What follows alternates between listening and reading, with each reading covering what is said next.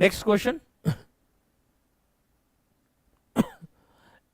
ચલો આગળ વધીએ અને હવે આપણે પાર્ટનરશિપ એટલે કે ભાગીદારી નો દાખલો ગણીએ છીએ. રાઈટ, રેશિયોમાં ઓલમોસ્ટ બધા ક્વેશ્ચન મેં કવર કરી લીધા છે, છતાંય હું મારું ભાગીદારી અને બંને પૂરું થાય પછી તમારે કાંઈ પણ ડિમાન્ડ હોય, કોઈ પણ પ્રશ્ન, તો બિંદાસ કહી શકો છો. ઓકે, એ અને બી અનુક્રમે 30,000 અને 40,000 રૂપિયા લઈને ધંધો શરૂ કરે છે.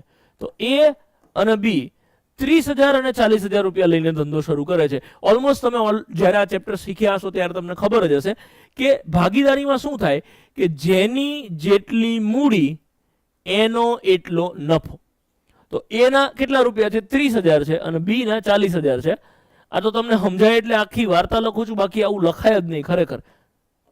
30,000 ને 40,000 છે ને તો ખાલી તગડો ને ચોગડો જ લખાય, કેમ કે આ 30,000 40,000 છેલ્લે તો જીરી જીરી ઉડી જ જવાની છે અને આપણી પાસે આવું બધું લખવાનો ટાઈમ નહીં હોય. રાઈટ, આ તો તમને સમજાવું છું એટલે હું આવી રીતે 3 અને 4 લખું છું. તો આને કેટલા મળશે? 3 અને આને કેટલા મળશે? 4. આને ભાગના સેન્સમાં સમજો કે આને 3 ભાગ મળશે, આને 4 ભાગ મળશે. તો બે ભેગા થઈને ટોટલ કેટલા? તો કે ટોટલ 7 ભાગ થશે. એના 7 ભાગ કરવાના, તો કે જે નફો હોય ને એના 7 ભાગ કરવાના હોય. 35,000 રૂપિયા વેચવાના. મેન તમે ભાગીદારીનો ધંધો ચાલુ કર્યો, આ 30,000 ને 40,000, તો એકના 3 ભાગ ને બીજાને 4 ભાગ મળે. મને 3 ભાગ મળે ને તમને 4 ભાગ મળે છે. ટોટલ તો કેટલા 7 ભાગ કરવા પડે? શેના? નફાના. તો નફાના તમે 7 ભાગ કરો તો તમે ભાગાકાર 7 થી કરો તો 7 પંચું 35 અને અહીંયા વધે છે 5,000.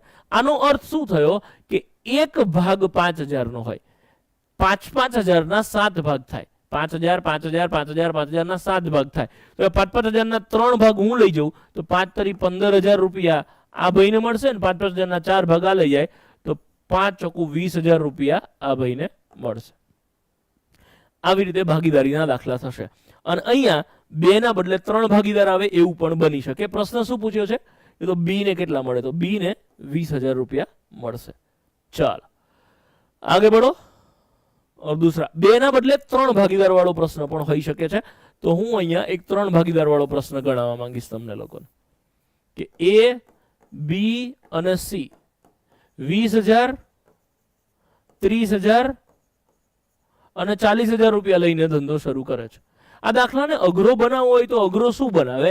એના છેદ ઉડાડવાનું થોડું ડિફિકલ્ટ કરી નાખે કે 20 30,000 40,000 ના બદલે 15,000 25,000 અને 35,000 આપે તો એનાથી આંકડો અલગ આવશે, છેદ ઉડાડવામાં વાર લાગશે, બેઝિક મેથ્સની કેલ્ક્યુલેશન થોડી અલગ થશે. બાકી કોન્સેપ્ટ તો સેમ ટુ સેમ જ રહેવાનો છે, કોન્સેપ્ટમાં કોઈ ફરક નહીં પડે. રાઈટ, સો અહીંયા તમે છેદ ઉડાડો તો બધા 0 0 0 ઉડી જાય.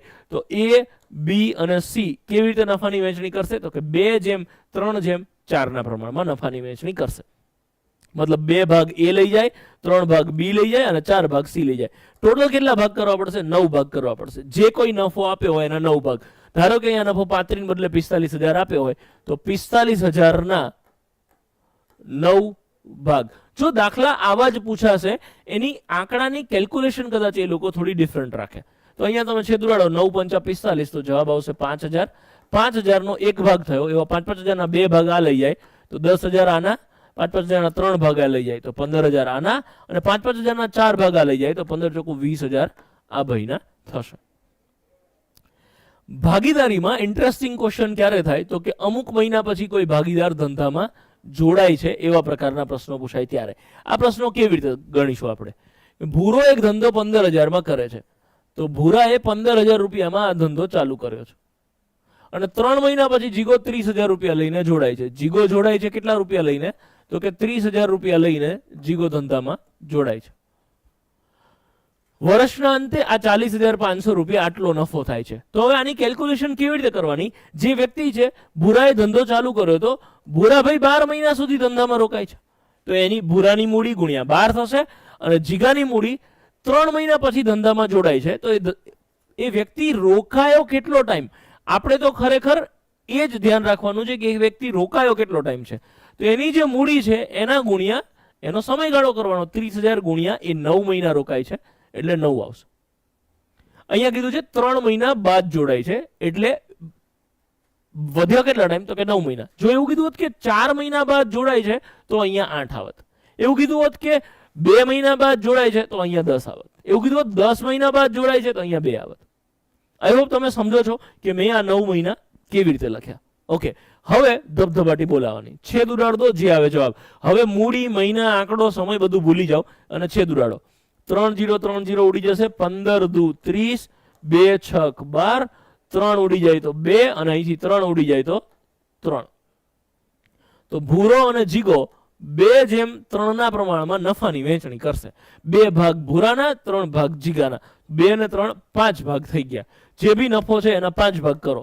તો 40,500 રૂપિયા છે એના 5 ભાગ કરી નાખો તો 5 8 40 ને 5 1 5, 8100 ભાગ આવશે. 8,100 એક ભાગમાં 8,100 આવશે. તો 8 પૂછ્યું છે શું, જીગાને કેટલા મળે?